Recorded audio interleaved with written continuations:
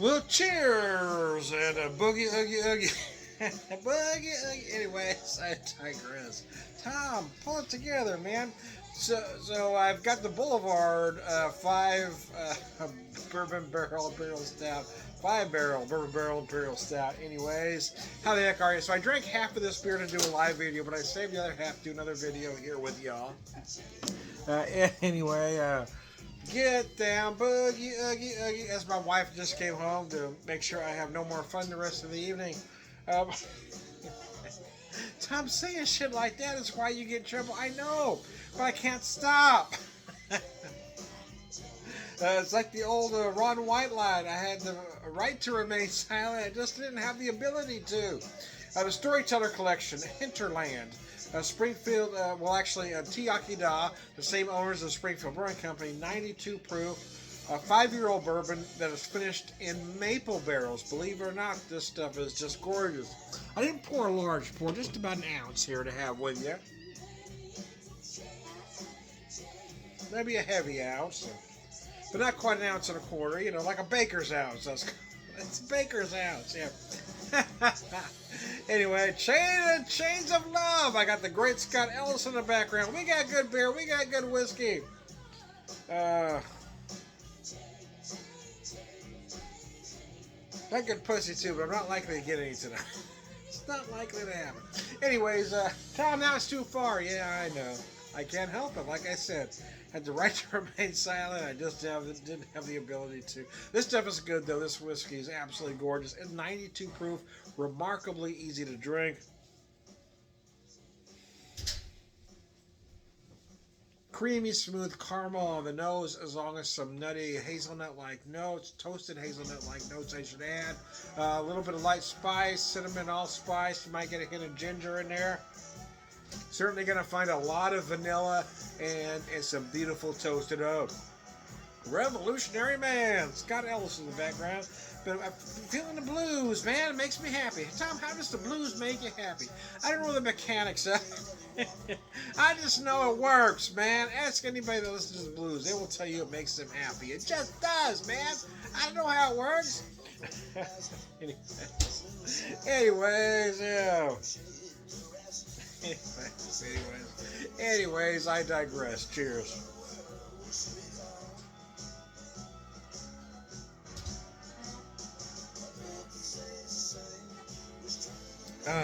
Cheese biscuits and gravy. Anyway, cheese biscuits and gravy, man. Yeah. Anyways, it has been a week, as I've said in other videos, but now I kind of feel like I'm on the other side of it, so I'm not going to dwell on that now.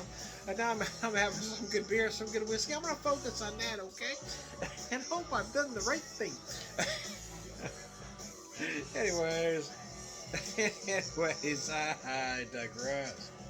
I really like this whiskey though. Again, it starts with a 5-year-old bourbon, and this particular version, the Hinterland, is aged or finished, I guess I should say, in maple barrels.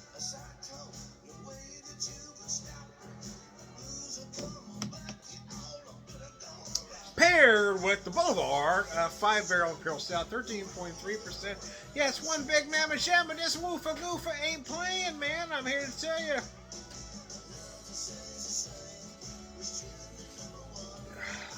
What's interesting though is you get the Imperial Stout notes you expect, right? Those big roasted barley notes. You feel those bourbon barrel notes that you'd expect. I get to feel some very dark brown sugar, some molasses, some maple even. The surprise here for me though is I get herbal notes, specifically anise or a black licorice like note that really makes this beer interesting.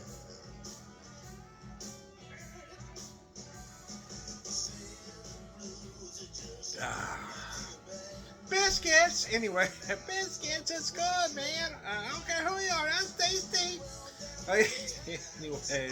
anyways, I digress. Gosh, that's good.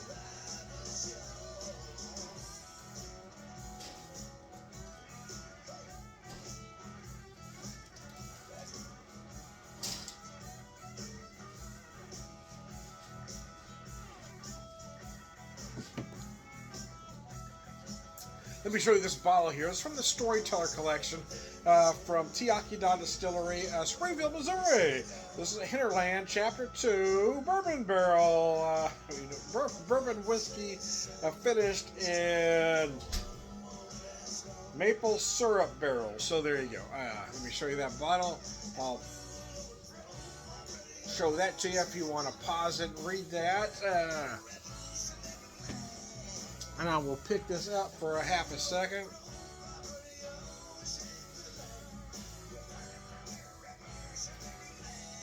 I get this mix of cinnamon on the nose with the toffee, the vanilla, the ginger, just everything else, and then that maple. Oh my goodness! Holy tomato, Andy, that's good. Anyway,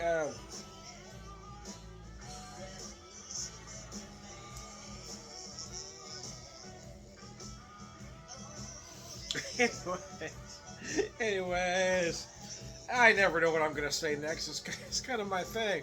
It's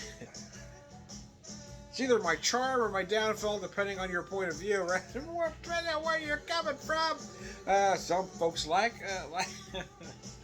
my refreshing personality. Some find me unbearingly obnoxious. It really depends on your point of view, I suppose. In all honesty, I can't argue with either. I find me both sometimes. I find me witty and charming. I also find me unbearable. Obnoxious. You just never know. Hey, man. Unbearably obnoxious, what I meant to say. Unbearably obnoxious. Here we are.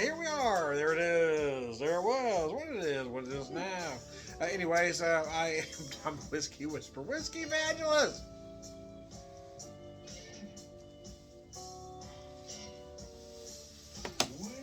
You set that down for a second. I'll pick this up here. Unbearably obnoxious. Really, Tom? Yeah, some people have told me I'm unbearably obnoxious.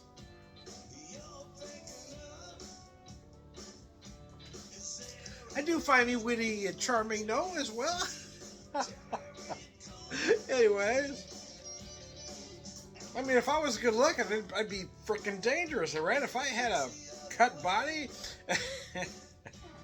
and a less, obnoxious looking face, oh my lord.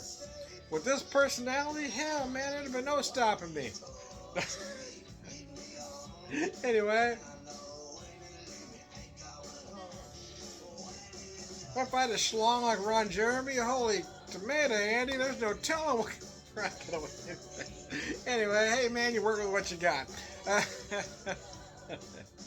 Such as it is. Such as it is. Tom. Such as it is.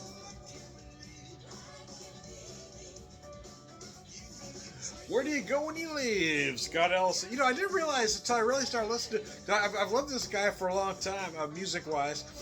But I didn't realize until I really started listening to album after album in succession that there's a lot of heartbreak songs. The man writes a lot of heartbreak. But there's a couple of B2s in there, don't get me wrong. But there's a lot of heartbreak, and I didn't realize that at the time. So, wait a minute, that's a heartbreak, too. That's a heartbreak. That's a girl done me wrong, too. That's an I done her wrong, too. There's a heartbreak, too. Anyways, I digress. But I digress, man. Anyway,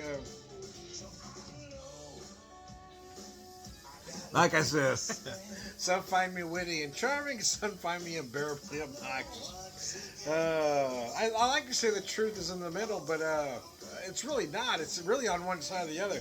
I am either this or that, depending on your point of view. So anyway, I am Tom the Whiskey Whisperer, Whiskey Evangelist, prolific whiskey drinker, purveyor, wisdom man.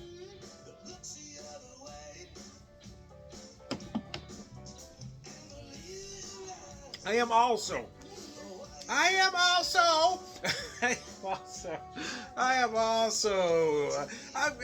should have been able to pull together a career in voiceover in California when I lived out there. I don't know how I got overlooked. I just don't know. I should be a voiceover artist anyway. Anyways, I digress. But I digress, man. Ah, Tom, bring it back. I just don't think I have the ability to at the moment. I am Tom. I'm Tom, the Beer Whisperer, beer evangelist, prolific beer drinker, purveyor of wisdom, and in all sincerity, I'd like to thank folks that have stuck with me for a lot of years. I've been doing this Beer Whisperer thing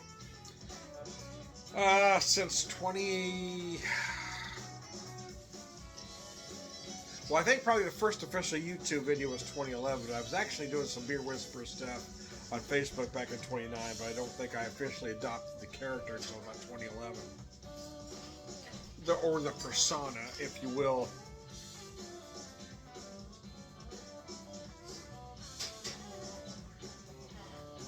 I think that's about when I did the first YouTube video was about 2011. And I've been doing it well over a decade. And I've enjoyed it all for the most part. I've never started this thing to make money. I think that might be one thing that kind of sets me apart from a lot of folks. Is a lot of folks are doing these videos hoping they're going to get rich. I never intended to make a nickel, man. It wasn't my point. I'm not trying to get 1 million followers. I'm trying to be genuine. I'm trying to be me. I'm trying to, say what's on my mind and get out some stress. I'm not trying to, necessarily influence anybody to do a damn thing. I'm not trying to get anybody to buy anything. I'm not trying to get you to adopt a single thing of what I'm saying. The original intention of these videos is just for me to basically use this camera as a therapist and get out everything that was on my mind. And so in that capacity, I feel like I've been very successful. So there you go. I am Tom the Beer Whisperer, beer evangelist, prolific beer drinker, purveyor of wisdom, man.